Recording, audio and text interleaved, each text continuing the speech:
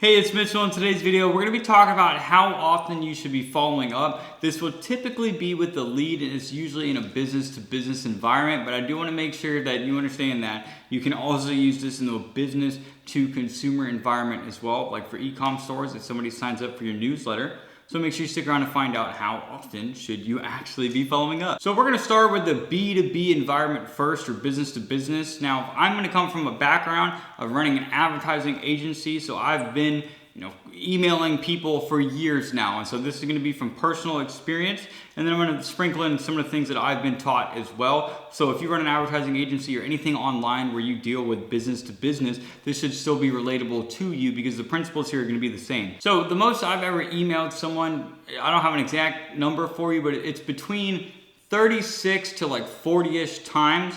I never got a response from them, but I do know that he opened every single one of my emails that I sent him, because at the time I was using a tool like a CRM that allowed, or that showed me who was opening my emails, when they opened them, at what time. Anyways, when I was originally taught on growing your business, I was told that you want to follow up as many times as you possibly can. So don't stop until you get told no. And to this day, I still follow that rule. I still believe that that is how you should be doing it, because in business you are dealing with people, and these business owners, they go out and they get pitched so many different times in a day. So many different people ask them to work with them. So you have to stand out, and if you're only emailing people 3 or 4 times before you're giving up, it might take you 1,000 people before somebody wants to talk to you. And then based on what your emails say as well, you can significantly reduce the amount of replies that you get. And that means the number of follow-ups you would have if your copy in your emails are good as well. A lot of people, especially in the e-com world, you'll have people stick people in like a sequence, and it's clear that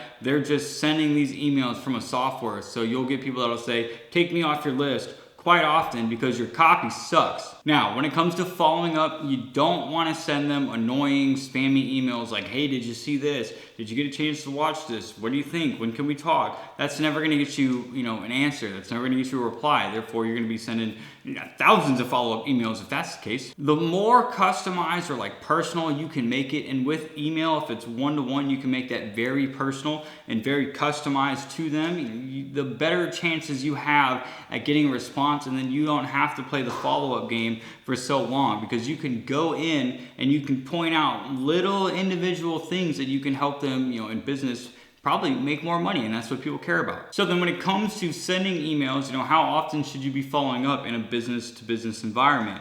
I had the best luck personally from sending emails every 3 to 4 days for the first month.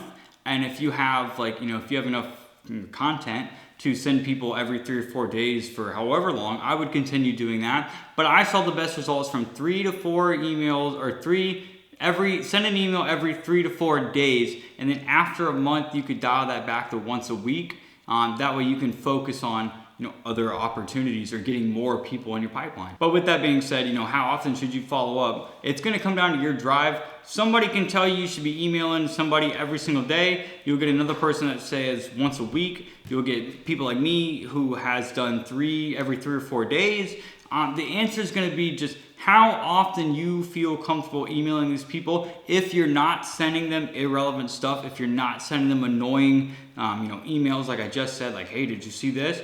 People are going to be glad you're sending emails to them. They're not going to find you annoying. I have never once been told to screw off and kick rocks with the emails that I've sent, and I've sent thousands of emails to people before. So with that being said, in a business-to-business environment, for how often you should be following up, just keep going until they tell you no. If somebody wants you to stop talking to them, they will tell you. If they don't, they're not annoyed by you. Now let's move on to business to consumer. So let's say that you have like an e-com store and you have like a newsletter, right? I would also email them as much as possible. In fact, Frank Kern just released a new training on how to make money with emails. And in his training, if you go and watch it, he will show you different examples of emails from companies, e-com companies that he's subscribed to, and they're sending him emails, once, sometimes twice a day, and he's got pictures to show you how often they're sending it to him. So are you seeing a theme here? you want to be emailing people as much as you can, which means that your follow-up should be as often as you can make it.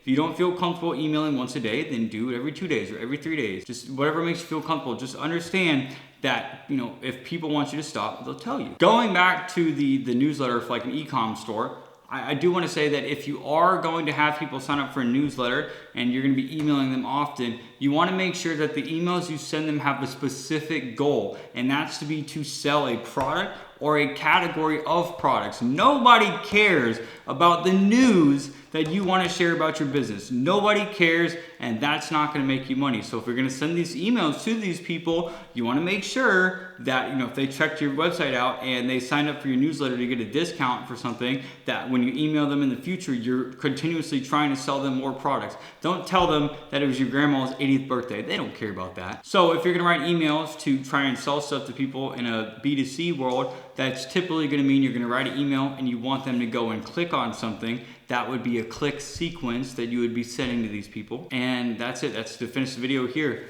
As far as how often should you be following up, I said every 3 or 4 days, but this is ultimately going to come down to how often you feel comfortable following up. If you ever run out of something to say to somebody, don't send them something just to send them something. You don't want to do that. You'll come around to finding something to send to them. So speaking of follow-ups and sending emails, if you want to learn how to write 7 of the fastest cash-grabbing secrets known to man, I am willing to teach you in 7 days how to do this, and all I ask for is your name and your email. I'm going to leave a link in the description down below. If you're wondering why I'm doing this, it's a good question. The reason is because I'm testing a theory that is this. If I give you ridiculously helpful information that you can use right now as a steal, which is for free, you wouldn't have a problem giving me your name and your email. So once again, I'm going to leave that down below in the description. Thank you for watching. I'll see you guys next time.